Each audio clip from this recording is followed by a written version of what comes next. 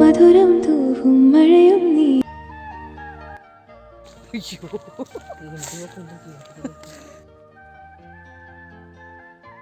Hello, എല്ലാവർക്കും നമസ്കാരം. എല്ലാവർക്കും നമ്മുടെ പുതിയൊരു വീഡിയോയിലേക്ക് സ്വാഗതം. അപ്പോൾ വിഷുവിൻ്റെ അന്ന് എടുത്ത ഒരു വ്ളോഗാണ്. ആദ്യമായിട്ടാണ് ആരും ഇല്ലാത്ത ഇങ്ങനത്തെ ഒരു വിഷു ഞങ്ങൾ ആഘോഷിക്കുന്നത് കേട്ടോ. എപ്പോഴും നിറയെ ആൾക്കാരും വിരുന്നുകാരും ഒക്കെ നിറയെ ഉണ്ടാവുന്ന ഒരു വിഷുവാണ് ഇതുവരെ ആഘോഷിച്ചിട്ടുള്ളത്. ഈ വർഷം മാത്രമാണ് ഇങ്ങനൊരു വിഷു. ഞാൻ കല്യാണം കഴിഞ്ഞിട്ട് പിന്നെ നമുക്ക് അത് നമ്മുടേതായൊരു ആഘോഷങ്ങളല്ലേ. കല്യാണം കഴിഞ്ഞാൽ പിന്നെ ഇങ്ങനെ ആൾക്കാരില്ലാണ്ട് ഞങ്ങൾ 4 പേരും ആയിട്ട് മക്കളൊക്കെ ഉണ്ടായപ്പോഴൊക്കെ ആദ്യമായിട്ട് ഇങ്ങനെയാണ് കേട്ടോ, ആരും ഇല്ലാണ്ടൊരു വിഷു. അതിൽ സങ്കടം ഉണ്ടോയെന്ന് ചോദിച്ചാൽ കുറച്ചൊക്കെ സങ്കടമുണ്ട്, അതൊക്കെ തന്നെയാണ് സത്യം. പിന്നെ അമ്മ വന്നില്ലേന്ന് ചോദ്യം കണ്ടു. അധികം ചോദ്യങ്ങളൊന്നും ഇല്ല, എന്നാലും ചോദ്യം കണ്ടു കേട്ടോ. അമ്മ വന്നു, ചേട്ടൻ്റെ കൂടെ നിൽക്കണുള്ളൂ എന്ന് പറഞ്ഞു. പിന്നെന്താ പറയുക, ഞങ്ങളുടെ ബുദ്ധിമുട്ട് മാറിയിട്ട് അങ്ങോട്ട് വരുന്നുള്ളൂ എന്ന് പറഞ്ഞു കേട്ടോ. അതങ്ങനെ എന്തെങ്കിലും ആവട്ടെ അല്ലേ, ആ ഒരു വിഷമം തോന്നി. പിന്നെ അത് കുറച്ച് നല്ലതാണെന്ന് തോന്നി. എന്ന് വെച്ചാൽ നമ്മുടെ വിഷമങ്ങളും കഷ്ടപ്പാടുകളും കാണാൻ അധികം ആൾക്കാരും വേണ്ട, സന്തോഷം കാണുമ്പോൾ മതി ആൾക്കാരില്ലേ. അങ്ങനെ എനിക്ക് തോന്നാറുണ്ട്. ഞാൻ പറഞ്ഞില്ലേ, ആദ്യത്തെ വിഷുവാണ് ഇങ്ങനെ ബഹളമൊന്നും ഇല്ലാണ്ട് ഒക്കെ ഉള്ള ഒരു വിഷു. വിഷുവിന് നമുക്ക് ആ കണി കാണുന്ന ഒരു പ്രത്യേകത കൂടി ഉണ്ടല്ലോ, അതുകൂടി ഇല്ലാണ്ടാവുമ്പോൾ ഭയങ്കര ഒരു സങ്കടമാണ്.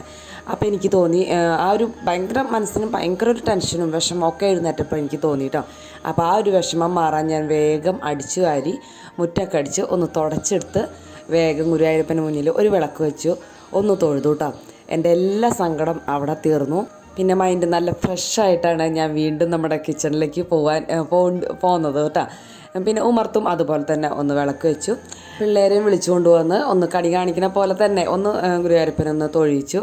അപ്പോൾ എനിക്ക് സമാധാനം കിട്ടി. അങ്ങനെ ഞാൻ നേരെ അടുക്കളയിലേക്ക് വന്നു. ചായ വയ്ക്കാനുള്ള പരിപാടിയാണ്.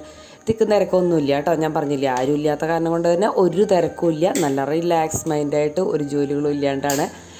പിന്നെ വൃത്തിയാക്കലും അതൊക്കെ തലേദിവസം കുറച്ചൊക്കെ കഴിഞ്ഞിട്ടുണ്ടായിരുന്നല്ലോ, അത് കാരണം കുഴപ്പമുണ്ടായിരുന്നില്ല. പിന്നെ ഇതാ ഇഡ്ഡലിക്ക് ആട്ടിയാണ് വെച്ചിരുന്നത്. സാധാരണ വിഷു ഓണം എന്ന് പറഞ്ഞ പരിപാടി പുട്ടും പഴവും പപ്പടം അങ്ങനെയൊക്കെ തന്നെയാണ് സാധാരണ പതിവ്. വിഷുവിനല്ല കേട്ടോ, വിഷുവിന് വിഷ്കട്ട, മാങ്ങക്കറി, പപ്പടം. ഓണത്തിന് പുട്ട് കേട്ടോ. അങ്ങോട്ട് ഇങ്ങോട്ടൊക്കെ തെറ്റിപ്പോയിന്നുണ്ട് എന്തെങ്കിലും ആട്ടെ. പിന്നെ എന്താ, ഞാൻ വേഗം ഒരു സാമ്പാർ വെച്ചു. സാമ്പാർ വെച്ച് കഴിഞ്ഞാൽ പിന്നെ ഉച്ചയ്ക്കുമായി വൈകുന്നേരത്തേക്കുമായി, അങ്ങനെ മൊത്തത്തിലായല്ലോ.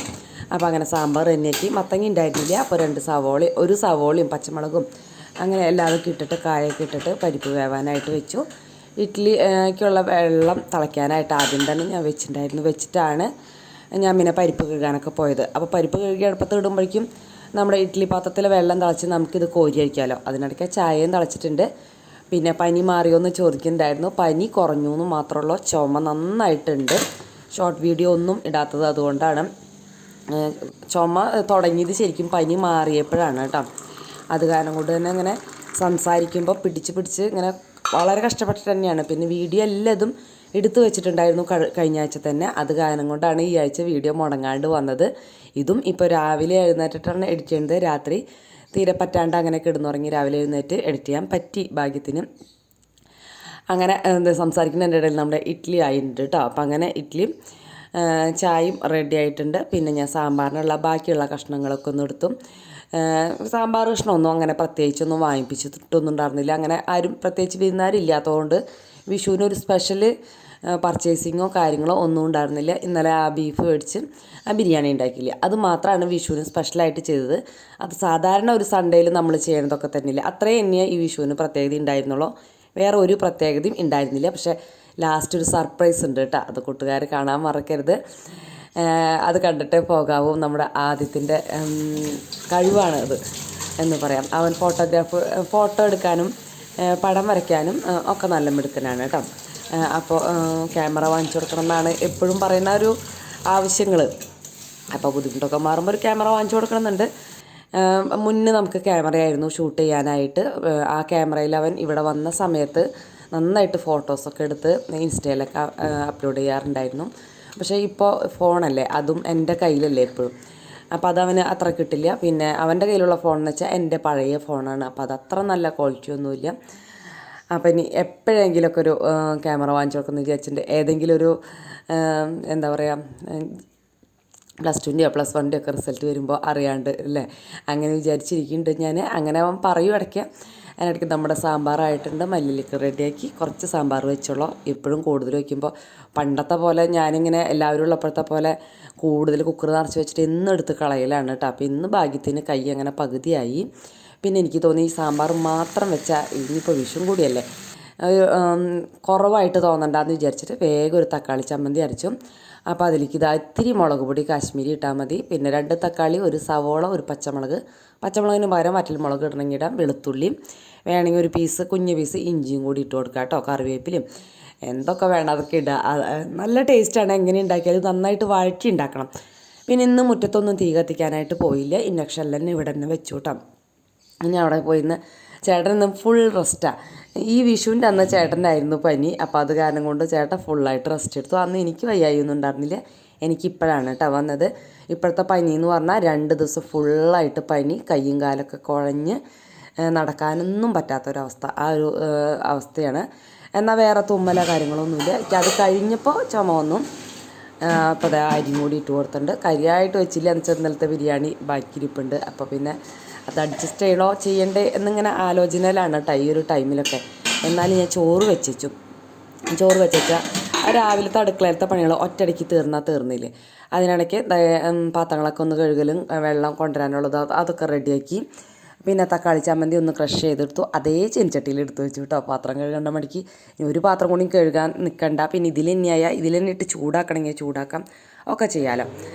അങ്ങനെ അതും പകർത്തി വെച്ചു. ഇഡ്ഡലിയായി, സാമ്പാറായി, നമ്മുടെ പണികളൊക്കെ അടുക്കളയിലത്തെ കഴിഞ്ഞു. ചോറ് തിളച്ചിട്ടുണ്ട്. അതും ഒന്ന് ഇൻഡക്ഷനിൽ തെർമൽ കുക്കറിൽ ഇറക്കി വയ്ക്കാനാണ് കേട്ടോ. അതിന് ഉച്ചയാകുമ്പോഴോ എപ്പോഴെങ്കിലുമൊക്കെ എടുത്ത് ഒന്ന് ഊറ്റണം. അപ്പോഴേക്കും പിള്ളേരൊക്കെ എഴുന്നേറ്റ് വന്ന് കുളിയൊക്കെ കഴിഞ്ഞ് വന്നു. ഞാൻ പിന്നെ രാവിലെ എഴുന്നേറ്റ് ക്ലീനിങ് കഴിഞ്ഞ് വിളക്ക് വയ്ക്കാനായിട്ട് പിന്നെ എന്നെ കുളിച്ചിട്ടുണ്ടായിരുന്നില്ല.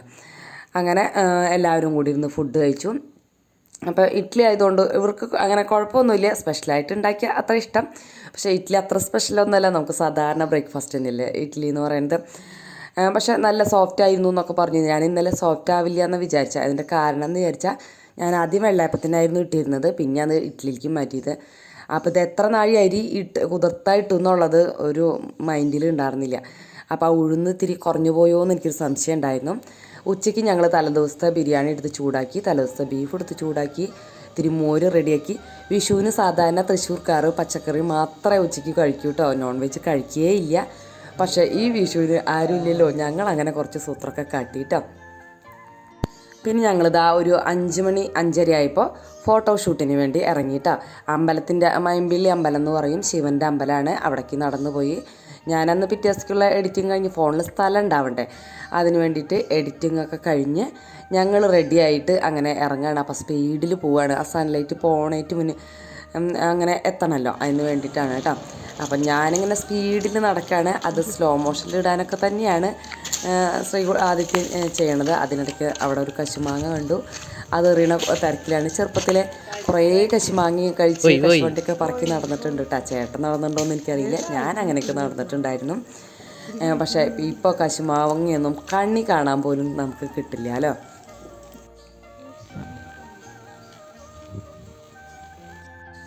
ഇങ്ങനെ സ്ലോ മോഷനിലൊക്കെ ആക്കാനാണ് കേട്ടോ നടന്നത്. പിന്നെ അമ്പലത്തിൻ്റെ അടുത്തെത്തി. ചേട്ടൻ നല്ല ഡ്രസ്സായിരുന്നെങ്കിൽ ഞാൻ വിചാരിച്ച് ചേട്ടനെയും കൂടി എന്നെയും കൂടി കുറച്ചൊക്കെ ഒന്ന് നടന്ന് വരുന്നത്. വലിയ റീൽസ് എടുക്കാനൊന്നും അറിയില്ലെങ്കിലും എടുക്കായിരുന്നു എന്ന് വിചാരിച്ചിട്ടുണ്ടായിരുന്നു. പക്ഷേ ചേട്ടൻ പതുക്കെ യാത്രയായുള്ളൂ. അപ്പോൾ ലൈറ്റ് പോകുമെന്ന് പറഞ്ഞ് ഞങ്ങൾ വേഗം നടന്നു വന്ന് ചേട്ടൻ പിന്നാലെ ഓടി വന്നതാണ് കേട്ടോ. അപ്പോൾ അതേ നല്ലൊരു ടൈമാണ്. നല്ല അടിപൊളിയായിട്ട് ഇങ്ങനെ സന്ധ്യ എന്ന് തന്നെ പറയാം. ആ ഒരു ടൈമാണ്. ഫോട്ടോ എടുക്കാനും റീൽസ് എടുക്കാനൊക്കെ പറ്റിയൊരു അന്തരീക്ഷവും പറ്റിയൊരു കാലാവസ്ഥ എന്ന് പറഞ്ഞാൽ ആ ഒരു സൺലൈറ്റ് കേട്ടോ, അതൊക്കെയാണ് കേട്ടോ. അപ്പം നല്ല ഭംഗിയുണ്ട് കാണാനായിട്ട്. അപ്പം ഞങ്ങളങ്ങനെ ഇവിടെ നടന്ന് ആദ്യം ആക്കിയപ്പോൾ ഒക്കെ ആൾക്കാർ ചോദിച്ചു. അപ്പം ഞാൻ പറയണം ഇത്രയ്ക്ക് ഭംഗിയുണ്ട് എന്നെ കാണാനെന്നൊക്കെ ആയത്തിനോട് ചോദിക്കുകയാണ്. അങ്ങനെ പറഞ്ഞ് നിൽക്കലെ ഒരു തൊട്ടാവാടി കാലുമൊക്കെ കയറി അയ്യോ എന്ന് പറഞ്ഞു കേട്ട് ഞാൻ കുമ്പിട്ടതാണ് കേട്ടോ. അപ്പം ഞങ്ങൾ ഷൂട്ടിംഗ് തുടങ്ങി. ആദിത്യൻ്റെ വാചകടിയൊക്കെ കേൾക്കാം. എനിക്ക് പക്ഷെ അത്രയ്ക്കൊന്നും ഇങ്ങനത്തെ കാര്യങ്ങളൊന്നും അറിയില്ലല്ലോ. എന്നാലും ഞാൻ പറ്റണ പോലെയൊക്കെ ചെയ്തു. ആദ്യം അവൻ പ്ലാൻ ചെയ്തത്. അപ്പോൾ ചേച്ചിയൊന്നും വന്നില്ല, ചേട്ടൻ്റെ മക്കൾ. അപ്പോൾ പിന്നെ ലാസ്റ്റ് അവൻ പറഞ്ഞു അമ്മയ്ക്ക് അങ്ങനെ ഓവർ തടിയൊന്നും ഇല്ലല്ലോ, അമ്മ മതി, അങ്ങനെ മുഖമൊന്നും കാണിക്കില്ല, അകലിൽ നിന്ന് ഇങ്ങനെ ഒരാൾ നടന്നു വരുന്ന പോലെയൊക്കെ കുറച്ച് ഐഡിയാസൊക്കെ എനിക്കുണ്ട്. അമ്മ ഒന്ന് അപ്പം ഞാൻ ഇടയ്ക്ക് എൻ്റേതായ കമൻറ്റുകൾ പറയുന്നുണ്ട്. എനിക്ക് നമ്മുടെ യൂട്യൂബിൽ ഷോർട്സ് ആയിട്ട് ഇടാൻ റീൽസ് ഇടാനായിട്ടായിരുന്നു ഞാൻ അവനോട് പറഞ്ഞത്. പക്ഷേ എനിക്ക് പറ്റിയൊരു ഇതെനിക്ക് കിട്ടിയില്ല. പക്ഷേ ഇത് തന്നെ ഞാൻ ഒന്നും കൂടി എഡിറ്റ് ചെയ്ത് നോക്കിയിട്ട് പറ്റുകയാണെങ്കിൽ, നല്ല അടിപൊളി ആയിട്ട് എഡിറ്റ് ചെയ്യാൻ എനിക്ക് പറ്റുകയാണെങ്കിൽ ഞാൻ ഷോർട്ട് വീഡിയോ ഇടും കേട്ടോ. കുറേ ഷോർട്ട് വീഡിയോ എഡിറ്റ് ചെയ്യാനായിട്ട് ഇരിപ്പുണ്ട്. അതൊക്കെ എന്താ പറയുക, ഞാൻ പറയില്ലേ, ഇപ്പോൾ ഈ പനി വന്ന കാരണം കൊണ്ട് കുറച്ച് ദിവസമായിട്ട് ഈ വലിയ വീഡിയോ മാത്രമാണ് ഇടാൻ പറ്റുന്നുള്ളൂ. ഇപ്പോൾ എല്ലാവർക്കും പണിയൊക്കെ നടക്കുന്നുണ്ട് കേട്ടോ. അപ്പോൾ സൂക്ഷിക്കുക, എല്ലാവരും നല്ലവണ്ണം റെസ്റ്റ് എടുക്കുക. എനിക്ക് റെസ്റ്റ് എടുക്കാനൊന്നും സാധിച്ചിട്ടില്ല. ജോലിക്ക് അങ്ങനെ ലീവ് എടുക്കാൻ പറ്റില്ല. നല്ല പനിയുള്ള ദിവസം ഷോപ്പിൽ വേറെ ആൾക്കാരൊന്നും ഉണ്ടായിരുന്നില്ല. അങ്ങനെ ജോലിക്കൊക്കെ പോയിട്ടുണ്ടായിരുന്നു. പക്ഷെ ഇവിടെ ചേട്ടൻ കുറേയൊക്കെ ഹെൽപ്പ് ചെയ്തു എന്ന് പറഞ്ഞാൽ അടുക്കളയിൽ മെയിൻ ആയിട്ടുള്ള ജോലികൾ എന്തായാലും നമുക്ക് എടുക്കല്ലാണ്ട് വേറെ ഓപ്ഷനൊന്നും ഇല്ല. പിന്നെ നമ്മുടെ സംവിധായകനൊക്കെ ആവണുണ്ട് കേട്ടോ. എന്നാലും വിരോധമില്ല, അവൻ്റെ ഇഷ്ടമല്ലേ, അവൻ്റെ സന്തോഷമല്ലേ എന്ന് വിചാരിച്ചിട്ട് ഞാൻ എല്ലാത്തിനും അവൻ്റെ കൂടെ നിന്നു. കുറച്ച് നാൾ കഴിഞ്ഞാൽ അവർ നമ്മളുടെ അടുത്ത് ഇങ്ങനെ ഇത്രയ്ക്ക് ചിലപ്പോൾ ഉണ്ടാവണമെന്ന് നിർബന്ധമില്ല. ചില മക്കളുണ്ടാവും, പക്ഷേ ചില മക്കൾ ജോലി കിട്ടി പുറത്തേക്ക് പോവുമോ, അല്ലെങ്കിൽ ചിലപ്പോൾ അവർ അവരുടേതായ ലോകത്തേക്കാവും. അമ്മയച്ഛനും പ്രാധാന്യം കുറവ് കൊടുക്കണ മക്കളും ഉണ്ടാവും. ഇവർ അങ്ങനെ ആവില്ല എന്ന് എൻ്റെ വിശ്വാസം. എല്ലാ അച്ഛൻ്റെ അമ്മയുടെയും വിശ്വാസം പോലെ തന്നെ എൻ്റെയും വിശ്വാസം അങ്ങനെയൊക്കെ തന്നെ. പക്ഷെ അത് സത്യമാണെന്നൊന്നുമില്ലല്ലോ. അപ്പോൾ ഇപ്പം എനിക്ക് തോന്നുന്നു, അയ്യോ എൻ്റെ മക്കൾ വലുതായി കഴിഞ്ഞു, ഇനി ആ ബാല്യം കൗമാരമൊക്കെ ആസ്വദിക്കാൻ നമുക്ക് പറ്റാത്ത പോലെ അവർ വലുതായി വലിയ കുട്ടികളായി എന്നൊക്കെ. അപ്പം ഇപ്പം ഞാനത് കാരണം പരമാവധി എനിക്ക് സമയം ഉണ്ടെങ്കിൽ ഇപ്പോഴും പറ്റണില്ല കേട്ടോ. സമയക്കുറവിൻ്റെ പ്രശ്നമുണ്ട്. എന്നാലും അവർ പറയണതൊക്കെ ഏറെക്കുറെ ചെയ്യാൻ നോക്കും. ആദ്യത്തിന് ഇങ്ങനെ അവൻ പറയണ കാര്യങ്ങളൊക്കെ ഒന്ന് ചെയ്തു കൊടുക്കണം. ശ്രീകുട്ടൻ അങ്ങനെയല്ല, നേരെ തിരിച്ച് അവൻ സംസാരിക്കുമ്പോൾ അത് കേട്ടിരിക്കണം. അവൻ്റെ ഭാവി ഐഡിയാസുകൾ, ബിസിനസ് ഐഡിയാസ്, അങ്ങനെ കുറേ കാര്യങ്ങളൊക്കെ ഷെയർ ചെയ്യും. അത് നമ്മൾ അതിൻ്റെ അഭിപ്രായം പറയണം, അതിൻ്റെ സാധ്യതകൾ നമുക്ക് അറിയുന്ന പോലെ പറയണം. നമ്മൾ ചത്ത പോലെ കേട്ടിരുന്നാലും ഒരു സങ്കടവും. അങ്ങനെയൊക്കെയാണ് അവൻ. പക്ഷെ ഇവ അങ്ങനെയല്ല, ഇങ്ങനെ ഓരോന്നൊക്കെ ആക്കലാണ് കേട്ടോ. അപ്പോൾ അതാ കമ്മൽ ആക്കണ പരിപാടിയാണ് കേട്ടോ. പക്ഷെ കമ്മൽ നീളമില്ലാത്തതാണല്ലോ. ആ കണ്ണി കുറച്ച് നീളം ഉണ്ടായിരുന്നെങ്കിൽ ആട്ടുമ്പോൾ നമുക്ക് സ്ലോ മോഷൻ കറക്റ്റ് ആയാനെ.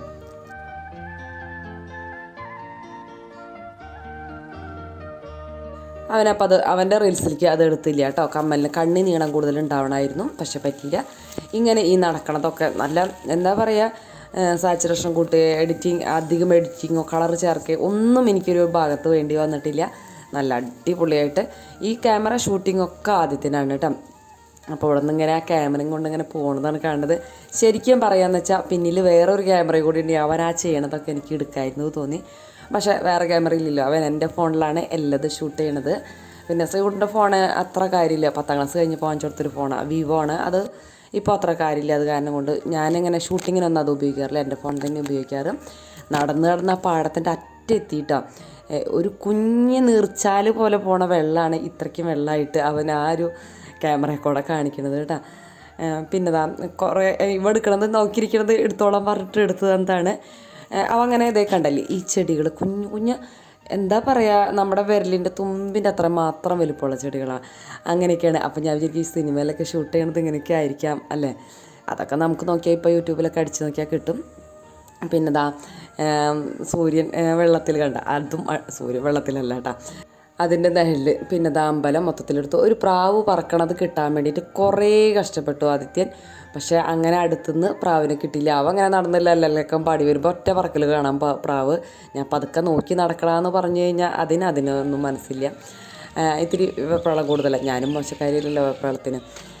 അങ്ങനെ അതേ പോരുന്ന വഴിക്ക് ഇതൊക്കെ പിടിച്ച് പിന്നെ പോരുന്ന വഴിക്ക് ഞങ്ങൾക്ക് കശുമാങ്ങ കിട്ടി എറിഞ്ഞ്. അപ്പോൾ അതാ ലാസ്റ്റ് ആദ്യത്തെ എഡിറ്റ് ചെയ്ത ഭാഗം ചേർക്കുന്നുണ്ട്. അപ്പോൾ ലൈക്ക് ചെയ്യാനും കമൻറ്റ് ചെയ്യാനും ഷെയർ ചെയ്യാനും ഒന്നും മറക്കരുത്. സബ്സ്ക്രൈബ് ചെയ്യാൻ മറന്നു പോകരുത് കേട്ടോ.